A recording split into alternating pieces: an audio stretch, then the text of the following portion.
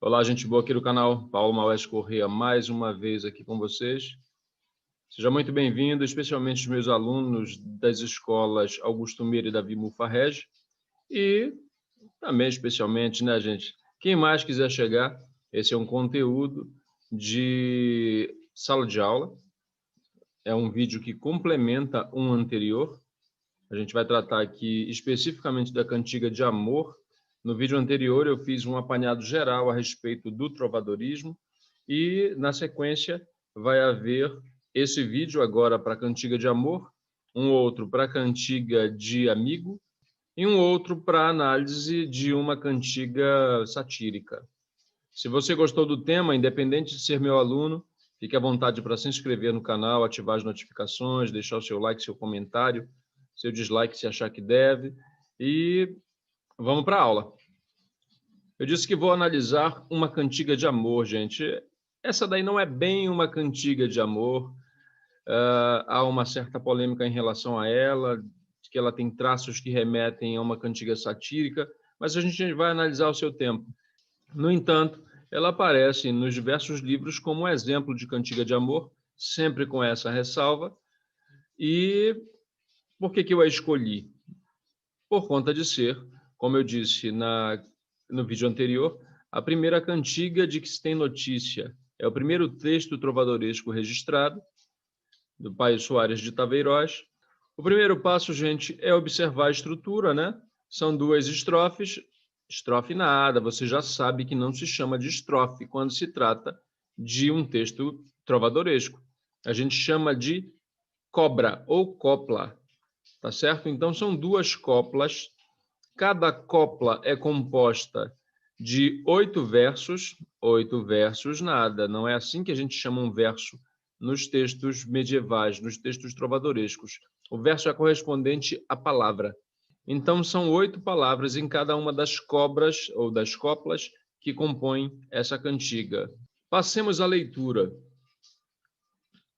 No mundo não me sei parelha, mentre me for como me vai... Já acharam estranho, né? É porque não está em português, gente. Está em galego-português. É um falar que seria a espécie de mãe e mistura, né? Do que viriam a ser vários idiomas, como o espanhol, o português, tem elementos do francês aí também. Então, a primeira coisa que vocês vão estranhar é exatamente essa forma de falar, né? De ler, que lembra muito mais o espanhol do que o nosso português, né? Mas vamos lá. No mundo não me sei parelha, mentre me for como me vai, caja moiro por vós e ai, minha senhora branca e vermelha. Queredes que vos retraia, quando vos eu vi em saia, mal dia me levantei, que vos então não vi feia.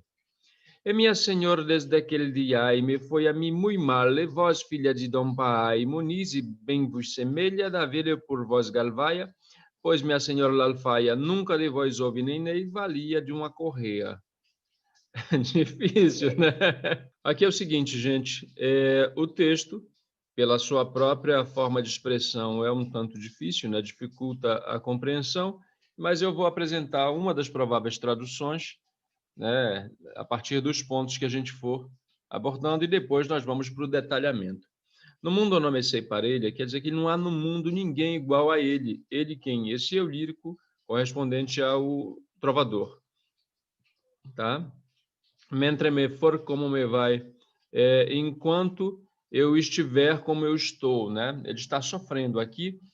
Esse texto expõe o sofrimento amoroso, a coita de amor, tá? Então, enquanto ele estiver do jeito que ele está, ele considera que no mundo não há ninguém igual a ele. Porque cá já moiro por vós, é porque eu já morro por vós. Ele morre pela Senhor. Lembram que ele canta a uma mulher? Na estrutura da cantiga de amor é isso. O trovador aqui embaixo, o eu, né? E a Senhor aqui em cima. Olhem essa imagem atrás. Ele aqui embaixo e ela em cima, né? Lá na torre, tá certo? Então, a estrutura é exatamente essa que corresponde também à estruturação social. Não esqueçam, tem que ver o primeiro vídeo para ter um detalhamento maior e contextualizar melhor essa abordagem aqui, tá bom? E aí ele continua, minha senhora branca e vermelha. Aqui, a rigor, gente, minha senhor branca e vermelha é uma referência à cor da pele e às faces rosadas dessa mulher, branca na pele e as faces avermelhadas, tá? Entretanto, como eu disse no vídeo anterior, nesse tipo de produção geral do trovadorismo, há um certo erotismo, e na cantiga de amor, em especial, esse erotismo é mais contido. E essa contenção do erotismo faz com que ele se apresente simplesmente de modo sugestivo. Tal é o caso aqui, né? Minha senhor branca remete à pureza e vermelha remete ao oposto. Então vejam que essa mulher tem uma dupla possibilidade de percepção. Ela é aquela figura que desperta o desejo, tá bom? O desejo, o que é o desejo? É algo que você sente e que só existe porque você não possui o objeto desejado. Tá certo? Na medida em que você possui, o seu desejo é saciado. O trovadorismo, em especial a cantiga de amor, é uma produção do desejo. Eu já vi muita gente, inclusive, escrevendo uma bobagem absurda, de que na cantiga de amor existe o amor platônico. Isso não é verdade, gente. O que nós temos aí é o amor cortês. O que é o amor cortês? É aquele amor que existe e é voltado para uma figura que também existe. É uma figura histórica, né? Por exemplo, aí essa cantiga é direcionada à filha de Dom Pai Muniz, que é a Ribeirinha, né? E é por isso a cantiga da Ribeirinha. Muito diferente do que ocorre no amor platônico, gente. A figura que é o objeto do amor, em se tratando do amor platônico, é existente somente no plano das ideias, tá bom? E ela vai aparecer não aqui, mas numa poética posterior, que é a do Luís de Camões. Na sequência, isso vai ser bem visto, bem mostrado, né? E aí vocês não vão mais confundir. Ninguém vai mais falar essa bobagem de dizer que aqui tem um amor platônico, nada disso. Aqui é amor cortês. E o cortejar subentende, nesse caso, um distanciamento. Olha lá na imagem, a figura está embaixo e a outra mulher está em cima. Aqui, esse distanciamento, nesse tipo de produção, é encurtado mediante um artifício. Esse artifício é o sentido do olhar, tá bom? Então, é sempre o olhar. O olhar é o único ponto de contato entre o trovador, o eu, e o outro, o objeto do desejo, que é Senhor, tá? E aí ele continua.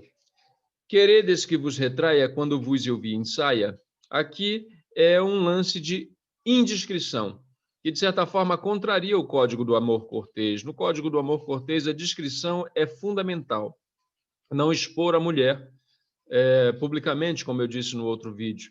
E aqui ele comete uma indiscrição, por isso alguns estudiosos consideram que essa cantiga pode ser também, ou tem elementos que remetam a uma outra classificação, de uma cantiga satírica, porque jamais seria de bom tom dizer, queredes que vos retraia quando vos eu vi ensaia, aqui é queredes, se a mulher quer que ele a descreva a beleza dela quando ele a viu em trajes íntimos, provavelmente num banho, né? Aqui não tem tantas informações em relação a esse detalhamento. Tem um outro porém também, que dificulta o entendimento geral da cantiga, é que os estudiosos apontam que ela está incompleta. Faltaria uma copla, e isso deixaria o entendimento um tanto parcial, tá bom? E aí ele diz, mal dia me levantei que vos então não vi feia. Aqui é fácil de compreender. Ele está maldizendo aquele dia em que ele levantou e viu aquela mulher e ele percebeu que ela não era feia. Ele foi afetado pela beleza dela. E aí ele passou a exercer a vassalagem amorosa, o sofrimento amoroso também. A vassalagem é, tal como o vassalo servia ao senhor feudal, é servir a essa senhor. O sujeito passa a existir simplesmente para louvar o seu amor em relação a essa senhor, tá? E porque ela era bela, né? Aí, continuando. E minha senhora. Aí, sempre minha senhora. Olhem só, sempre, né, a postura é comedida, no caso desses tratamentos. Desde aquele dia, aí tem um ai. Ai. Esse ai expressa o sofrimento amoroso dele.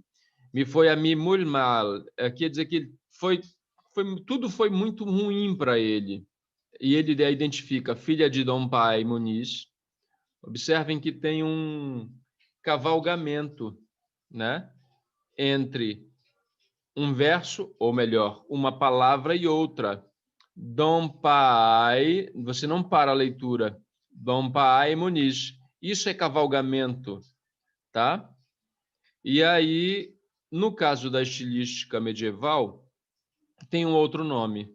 Se chama atafinda, tá bom? Quando você não para no final de um verso, você corre a leitura, como se o termo posterior da palavra seguinte fizesse parte da mesma palavra, da palavra anterior. Vejam que é uma confusão de palavra, por isso eu uso vocábulo para me referir ao termo e palavra para me referir ao verso.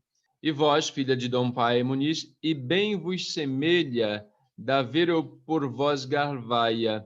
Quer dizer, ele está aqui dizendo que parece muito bom para ela que ele tenha uma garvaia para ela, né? A garvaia é uma espécie de manto. Então, a sugestão aqui é de que ele a viu num momento íntimo, né, de banho, provavelmente.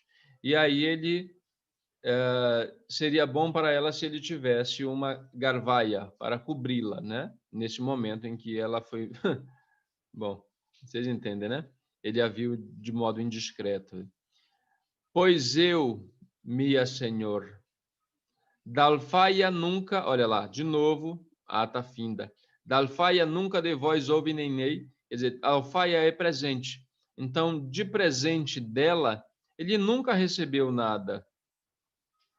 Valia de uma correia, quer dizer que é um presente, qualquer coisa insignificante. Então, ele não recebeu sequer a coisa mais insignificante que possa haver, né? Uma correia. Vejam que a gente faz uma interpretação assim muito contextual, porque o sentido vocabulário é muito complicado mesmo. E aí essa é a ideia expressa nessa cantiga. O CA, gente, é Cancioneiro da Ajuda. Vocês já sabem que cancioneiro é uma coletânea de cantigas, tá? E o número dessa cantiga lá nessa antologia é o 38. A configuração geral dessa cantiga é essa. E aí vocês me perguntam o que mais se pode explorar num texto como esse. Há aspectos formais muito relevantes, gente. É necessário que você, estudante que está se preparando para o Enem, estudante que...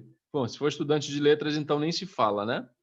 Mas é importante que você domine um recurso chamado metrificação, versificação ou escansão, que corresponde a contar as sílabas poéticas.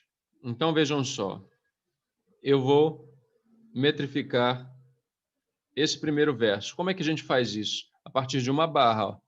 No mundo não me sei... Opa, desculpem. Pare. Então, sempre vai, gente, até a última forte, a última tônica do verso, se for um poema, ou da palavra, se for uma cantiga. Então, no mundo não me sei parelha, parelho. Quantos nós temos?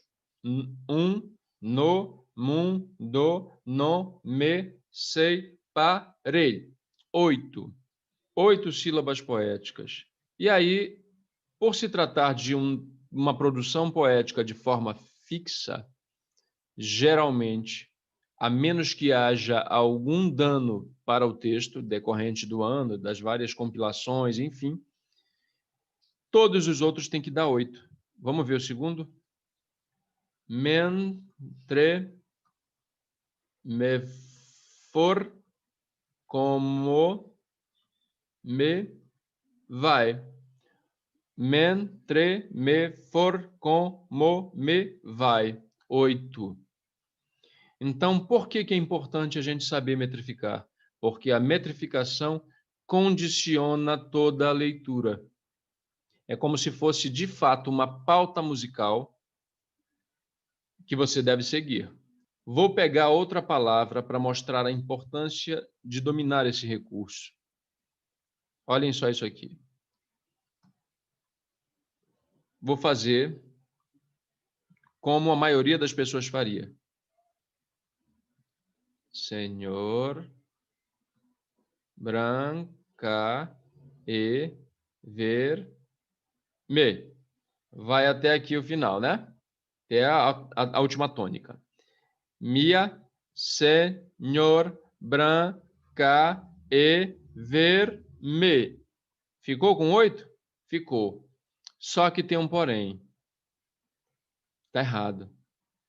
Como eu disse, vou metrificar como a maioria das pessoas faria. E seria dessa forma. Porque o que está acontecendo? Mia são 2 sílabas. Então, agora nós temos 9.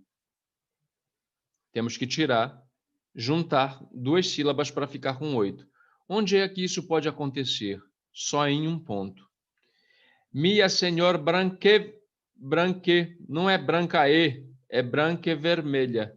Há uma elisão entre esse A e esse E. Toda vez que uma sílaba terminar com uma vogal e a próxima começar com uma vogal, provavelmente elas vão se juntar numa única sílaba poética.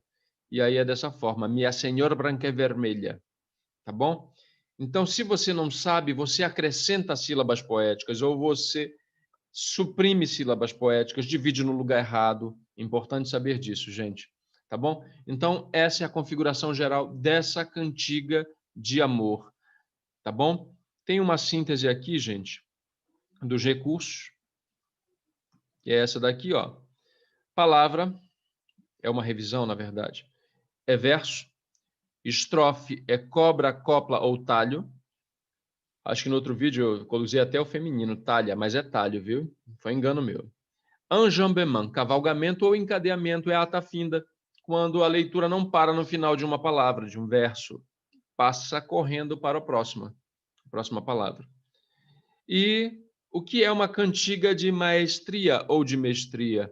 Esse é um exemplo. É quando ela não possui refrão, tá? Você tem a cantiga de refrão e a cantiga de maestria. Essa é quando não possui refrão e nós não temos um refrão aqui, tá? Povo, essa é uma aula destinada, evidentemente, a um público iniciante no estudo dessa poética medieval. Só a título de adendo, né, quando eu trabalho esse texto ou esse assunto no nível superior, no curso de letras em especialmente, que é assim, quando a gente estuda, né, quando faz letras, a abordagem é um tanto diferente. Passa por esses elementos estruturais, esses tópicos relacionados ao conteúdo, os tópicos mais imediatos, mas tem muito mais. Então, só como diria o paraense típico, só de lambuja, eu vou acrescentar um elemento que geralmente não se aborda no nível médio, né? O que acontece? Toda vez que a gente vai analisar um poema ou uma cantiga, como esse caso aqui, há que se levar em consideração alguns aspectos. Que aspectos são esses? São os extratos. Eu vou simplificar. Você explora o poema ou a cantiga no seu aspecto semântico, que é o sentido das palavras, no seu aspecto sintático, que é a disposição dos termos na linearidade do discurso. Você explora o aspecto gráfico, né? É a forma com que o poema, é o aspecto visual mesmo, né? Você explora o aspecto sonoro. Então, eu vou escolher um desses. Eu vou escolher justamente o último, o sonoro. Eu destacaria aí, gente, quais são os recursos sonoros mais evidentes, né? São a assonância. O que é a assonância? A assonância é a repetição de fonemas vocálicos, né? Então, tem muito A na sequência do texto, tem muito O, tem muito I. Isso aqui é uma assonância. E o outro, que é muito mais frequente, porque é muito mais perceptível, é a aliteração. O que é a aliteração? É a repetição de fonemas consonantais. Então, observem aí, eu vou ler a primeira estrofe só destacando digamos, um som que eu quero que vocês percebam. No mundo não me sei, vou ler com mais calma. No mundo não me sei parelha, mentre me for como me vai, cá já moiro por vós e ai, minha senhora branca e vermelha, queredes que vos retraia quando vos eu vi em saia, mal dia me levantei, que vos então não via feia. Até meti um A aí que não estava, né?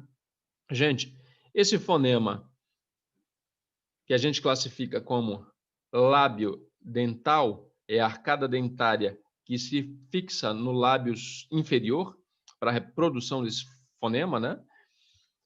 Isso nas duas feições. No surdo, fe, e no sonoro, v, tá? A rigor, essa é a única distinção entre os dois fonemas, o ponto de articulação mesmo. Vejam que a linguagem muda, gente. Isso aqui é para um outro nível. Mas eu estou mostrando para vocês porque, de repente, tem algum professor também assistindo esse vídeo. E eu também gosto de acrescentar a formação dos meus pares, tá bom?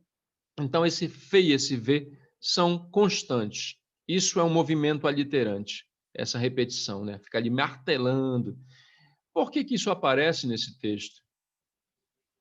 Há conexões entre a sonoridade e o sentido geral do poema. Eu já disse que entre essas duas figuras retratadas, o eu e a senhor, não há proximidade, e realmente não há proximidade de forma alguma, inclusive proximidade física, inclusive proximidade sexual.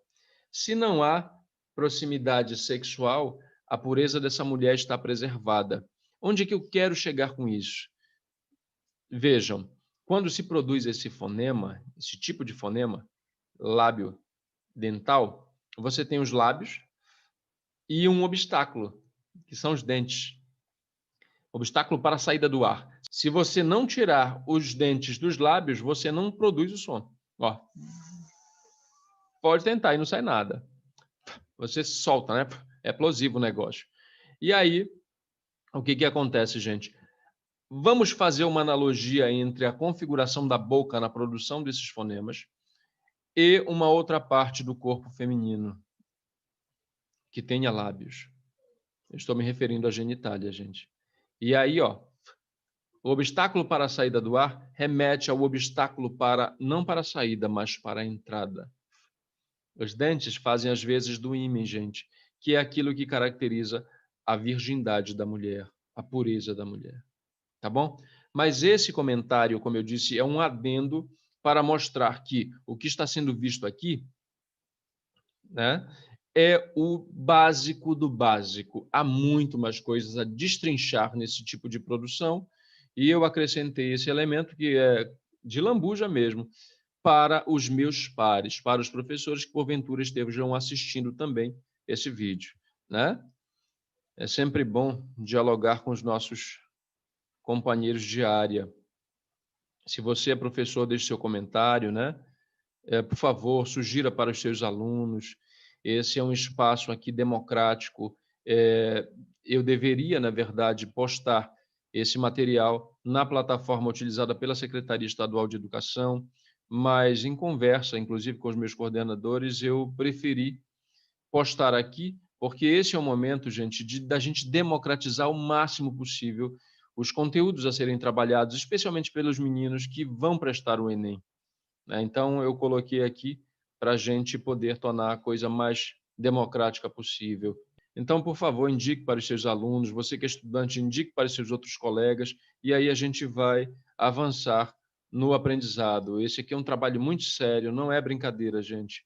Eu levo o meu trabalho muito a sério e eu faço questão de dar o que eu tenho de melhor. E o que eu tenho de melhor é a minha palavra, é aquilo que eu aprendi com a minha dedicação aos estudos.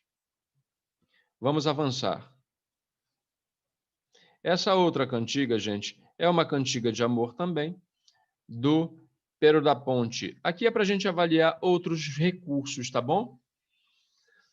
Então, eu vou ler a cantiga. É uma cantiga de amor também, né? Senhor do corpo delgado, em forte ponte eu fui nado, que nunca perdi cuidado, nem na fandes que vos vi. Em forte ponte eu fui nado, Senhor, por vós e por mim. Com este afã tão longado, em forte ponte eu fui nado, que vos amo sem meu grado, e faça a vós pesari. Em forte ponte eu fui nado, Senhor, por vós e por mim. Aí eu cativo e coitado, em forte ponte eu fui nado, que servi sempre doado, onde um bem nunca aprendi. Em forte ponte eu fui nado, Senhor, por vós e por mim. Observem que já há um ritmo, né? Que, claro, a gente perdeu a melodia, né? A gente não existe uma pauta, uma partitura que tenha resguardado a melodia. Mas observem que o texto, por si só, já tem um ritmo bem interessante, tá? Fusão entre poesia e música, resultado uma cantiga. E esse é um exemplo, né? Aqui, gente, de novo, Senhor. Ele caracteriza, por exemplo, na cantiga anterior, a mulher é caracterizada pura e simplesmente como minha senhor, minha senhora. Aqui não. Senhor do corpo delgado é a senhora do corpo fino. Delgado é fino, tá? Observem que aqui o padrão de beleza é o da magreza.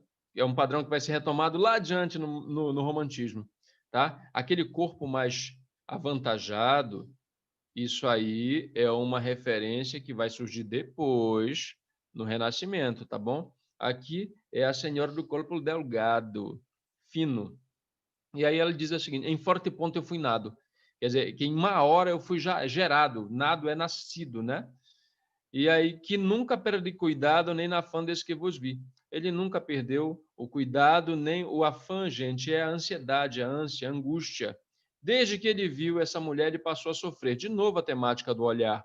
E por que essa descrição do corpo da mulher? Porque, como eu disse, é o único ponto de contato entre o eu e o objeto, a mulher, né? Então, é só olhar. Ele só pode descrever a partir daquilo que ele visualiza.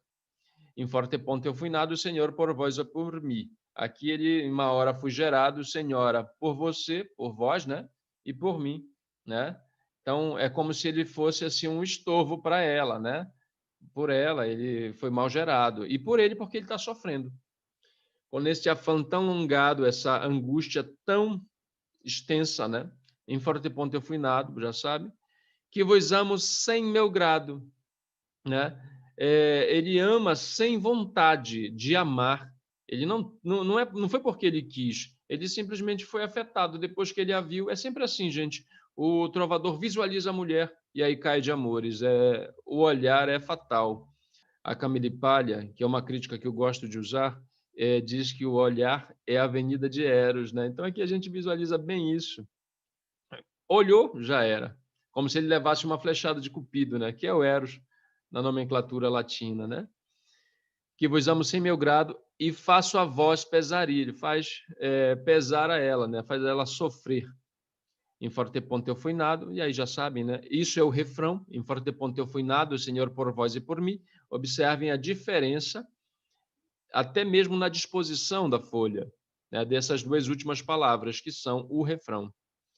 Aí eu, cativo e coitado. Cativo por quê? Preso. Está preso a ela e coitado. Coitado, lembram da expressão coita de amor? É o sofrimento amoroso. Esse coitado, gente, é do sofrimento. Mas é muito curioso, como eu disse a vocês, o erotismo é um negócio mais contido aí. Ele aparece de modo muito sugestivo, como na cantiga anterior, em que duas cores remetem a um jogo entre pureza e o oposto, né? A mulher mais insinuante, mais fogosa, mas que desperta o desejo, é vermelha. E aí são recortes mesmo, insinuações assim mínimas. Há um livro que infelizmente não está traduzido para o português, da Lia Lamer.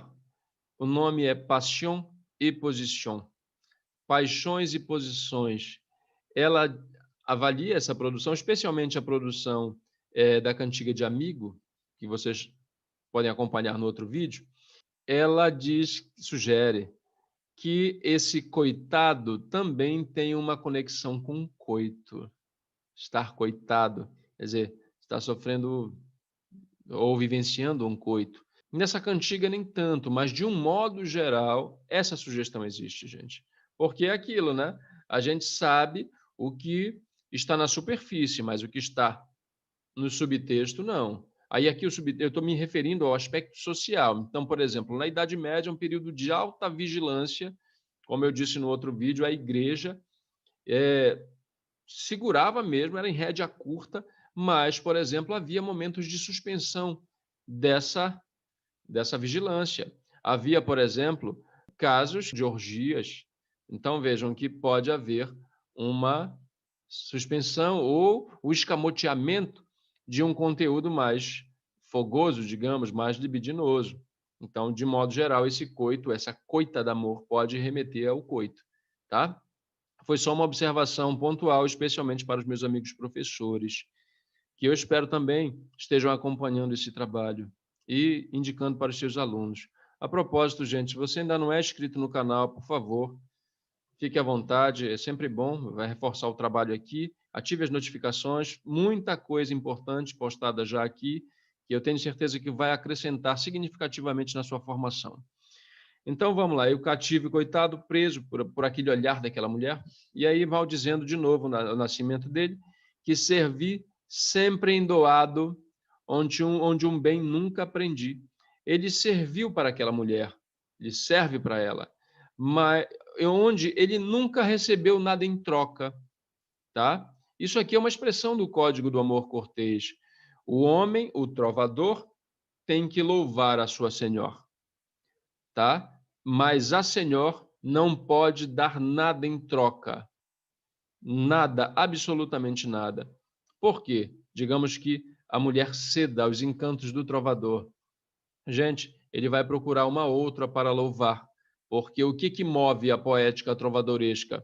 O fazer poético trovadoresco é o desejo. Então, se ele possuir o objeto, já era. Vai passar para outro objeto que ele não possui. Tá bom? Essa é a cantiga. Tem uma síntese aqui, gente. É uma cantiga de refrão e há um dobre. O que é o dobre? É quando um recurso se repete. Por exemplo, em forte ponto eu fui nado. Pá, isso aqui tem um dobre, ó. No mesma posição, em forte ponto eu fui nado. Em forte ponto eu fui nado. Tá bom? Em relação à metrificação, é isso aqui, ó. Vamos fazer junto. Senhor do corpo delgado. 1, 2, 3, 4, 5, 6, 7. Senhor do corpo delgado. 7. Isso é o que a gente chama de redondilha maior. Esse é um metro que vai ser muito utilizado sempre, mas especialmente, por exemplo, no romantismo, que vai retomar uma série de coisas desse recorte aqui, gente. É importante você valorizar essa abordagem do trovadorismo, gente, porque ele vai servir como espelho para o romantismo, por exemplo. Tá bom? Então, atenção em relação ao que está sendo posto aqui. Gente, em relação à cantiga de amor, evidentemente há muito mais coisas. Daria para fazer um curso só de cantiga de amor, mas não é esse o propósito aqui. Esse é um trabalho, como eu disse, voltado para uma iniciação ao trovadorismo, né? No conjunto dos 4 vídeos. E aqui nesse em particular, atentando para esse tipo de cantiga, né? A cantiga de amor. Então, eu agradeço pela atenção, pela companhia. Espero que acompanhem os demais vídeos. Estão todos convidados para passear pelo canal, acompanhar aulas que são fundamentais para a formação de um estudante, né? E se for estudante de letras, gente, que deve ter algum perdido por aí, mais ainda. E se for profissional, seria um acréscimo bem interessante, porque são aulas que já estão prontinhas, você pode partilhar depois com os seus alunos, tá bom? Grato pela atenção, pela paciência, pela perseverança. Estudar é isso, tem que ter paciência, tem que ter disciplina para poder investir corretamente o seu tempo. Eu espero que vocês tenham feito um bom investimento me acompanhando até aqui. Agradeço, não esqueça de se inscrever. Grande abraço, corre para os outros vídeos. Tchau, tchau.